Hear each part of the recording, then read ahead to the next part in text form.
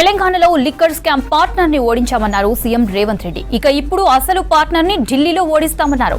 తెలంగాణను కేసీఆర్ దోచుకున్నారని విమర్శించారు. అవినీతి అడ్డుకుంటే పేదలకు మంచి చేయొచ్చన్నారు. ప్రధాని మోదీ 16 లక్షల కోట్ల రుణాలను కార్పొరేట్లకు మాఫీ చేస్తే తాము తెలంగాణలో 21,000 కోట్ల రైతు రుణాలను మాఫీ చేశామన్నారు సీఎం రేవంత్ రెడ్డి. ఇక తెలంగాణకు 1,00,000 కోట్ల పెట్టుబడులే లక్ష్యంగా దావోస్ పర్యటనకు వెళ్తున్నామని చెప్పారు. ఢిల్లీలో స్థానిక కాంగ్రెస్ లీడర్లతో కలిసి 2 హామీలకు సంబంధించిన పోస్టర్లను रिलीज చేశారు सीएम रेवंत रेड्डी। ये तो आपको पता है इनका पार्टनर है लिकर में, पार्टनर को हम हरा दिए तेलंगाना में, तो अभी मेन पार्टनर को हराने के लिए दिल्ली आ गए।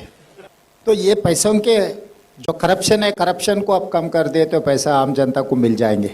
जो लिकर के स्कैम है और बाकी के जैसा भी है, ऐसे पूरा करप्शन अगर कम कर दिए, करप्शन को रोक दिए तो वो पैसा आम जनता को जो गारंटीज दिया हुआ है वो दे सकता है। क्योंकि तेलंगाना सरकार में हम वही काम किए, जो केसीआर ने लूट लिए तेलंगाना राज्य को लूटना बंद कर दिए, वो पैसे हम आम जनता को जो भी वेलफेयर है, जो भी गारंटीज है, गारंटीज देने में लागू कर दिए।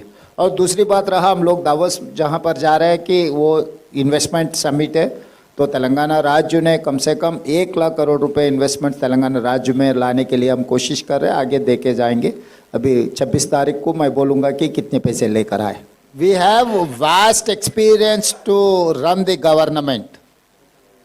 कांग्रेस पार्टी को जितना तजुर्बा है इस देश में और किसी को नहीं है सरकार चलाने में। हर बार ऐसी बात आती है कि गरीब लोगों को कुछ देने के लिए कांग्रेस पार्टी कहा तो पैसे कहाँ से लाएंगे।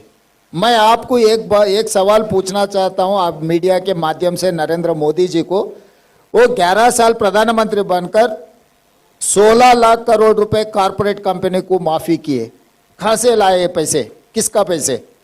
तो मोदी जी सरकार कॉर्पोरेट कंपनी से को जब 16 लाख करोड़ रुपए माफ कर सकता है, जब पत्रकार ने कभी मोदी जी को ये सवाल पूछा ही नहीं, भाई ये किसके पैसे आप 16 लाख करोड़ रुपए जो कॉर्पोरेट कंपनी को माफी किए, ये पैसे ले आकर और गरीब लोगों को बांटने में कोशिश क्यों नहीं किए?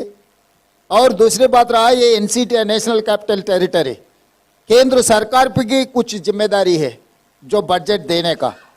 केजरीवाल और मोदी जी दोनों आपस में लड़ ले रहे कुर्सी के लिए, बस जनता को नुकसान हो जा रहा है। जब केंद्र सरकार को पकड़ना है, जहां पर उनका जिम्मेदारी है, जहां पर उन्हें वजन उठाना है, जरूर उठाना ही पड़ेगा। तो तब हम कांग्रेस पार्टी एक प्रेशर ग्रुप बना देंगे पार्लियामेंट में, क्योंकि 100 लोकसभा एमपी से कांग्रेस पार्टी को लोकसभा में 100 एमपीओ को हम लोग इस्तेमाल करेंगे कि मोदी के खिलाफ जब दिल्ली सरकार को जो पैसे मिलना है वो पैसे देने के लिए हम मजबूर कर देंगे मोदी जी को।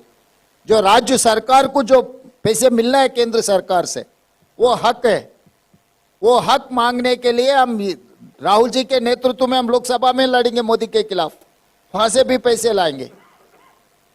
तो हमको पता है बजट कैसे प्लान करना, क्योंकि 50 साल के ऊपर इस देश को हम चलाए। आज दिल्ली में जो भी तरक्की देख रहा है शीला दीक्षित ने किए। जिस दिन हम मेट्रो लागू करने के लिए कहा, कहाँ से लाएंगे पैसे, बोले रोड वाइडनिंग कहाँ से करेंगे। ये सब सारे बात हमेशा आते रहता है, मगर हर चीज को हम ध्यान में रखकर ये कैलकुलेशन किए। तेलंगाना में भी यही बात कहा, जिस दिन मैं शुरुआत किए थे तब कोई साथ में नहीं थे, तब बाई इलेक्शन में हमको डिपॉजिट भी नहीं मिल रहा था, वहां से लेकर हम लोग सरकार बनाए। 40% 1.5% वोट से हम 40% वोट बनाए जनरल इलेक्शन तक।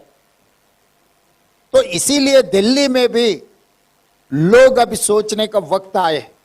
3 बार मोदी जी को मौका दिए, 3 बार केजरीवाल जी को मौका दिए, मगर उन लोगों के जिंदगी में जितना शीला दीक्षित जी ने किया उतना तो कोई फायदा नहीं हुआ। इसीलिए अभी बदलाव के बारे में हम लोग जनता के सामने रखा है। जनता अब तय करना कि किसका जरूरत है। केजरीवाल को कोई लोकसभा में कोई रिप्रेजेंटेशन ही नहीं है। अगर मोदी जी को पकड़ना है तो थोड़ी दिल्ली असेंबली में आएंगे मोदी जी को पकड़ना है तो लोकसभा में पकड़ना है, राज्यसभा में पकड़ना है। केजरीवाल जी का ताकत कितना है। इसीलिए कांग्रेस पार्टी के हाथ में अगर दिल्ली राज्य सरकार रहा तो हम लोकसभा में भी राज्यसभा में भी लड़ेंगे। प्रधानमंत्री जी को लड़कर हम पैसे लेकर आएंगे तेलंगाना, ये दिल्ली